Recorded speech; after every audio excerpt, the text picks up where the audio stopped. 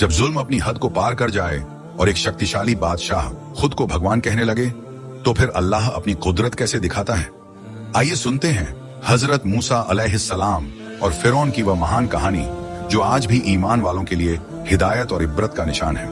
मिस्र का फिरौन अपनी ताकत और घमंड के नशे में डूबा हुआ था। वह बनी इजराइल पर जुल्म करता और खुद को भगवान कहलवाता था। ऐसे में अल्लाह ताला ने बनी इजराइल की रहनुमाई और रिहाई के लिए हजरत मूसा अलैहिस्सलाम को नबी बनाकर भेजा। आपने फिरौन को अल्लाह की इबादत की तरफ बुलाया और बनी इस्राइल को आजाद करने का मुतालिबा किया, लेकिन फिरौन ने इनकार कर दिया और अपने जादूगरों को मुकाबले पर बुलाया। अल्लाह के हुक्म से हजरत मूसा अलैहिस्सलाम ने अपनी लाठी जमीन पर डाली तो वह एक बड़ा अजदहा बन गई जिसने सब जादू को निगल लिया। यहाँ तक कि कई जादूगर ईमान ले आए, मगर फिरौन अपनी जिद पर अड्डा रहा। अल्लाह ताला ने बार बार उस पर अजाब नाजिल किए, मगर वह ईमान न लाया।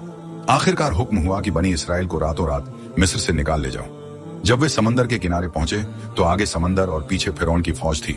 लोग घबरा गए, लेकिन हजरत मूसा अलैहिस्सलाम ने कहा, हरगिज नहीं, मेरा रब मेरे साथ है, वह जरूर मेरी रहनुमाई करेगा।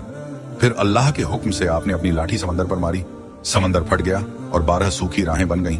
बनी इजराइल उस पर से गुजर गए, लेकिन जब फिरौन और उसकी फौज उनके पीछे दाखिल हुई तो अल्लाह ने समंदर को मिला दिया और सब गर्क हो गए। फिरौन ने डूबते वक्त ईमान लाने की कोशिश की, मगर अल्लाह ने फरमाया कि अब ईमान लाने का कोई फायदा नहीं, तेरा जिस्म बचा लिया जाएगा ताकि तू बाद वालों के लिए इबरत बन सके। यूं हजरत मूसा अलैहिस्सलाम और बनी इजराइल को नजात मिली और फिरौन हमेशा के लिए नामुराद और हलाक हो गया।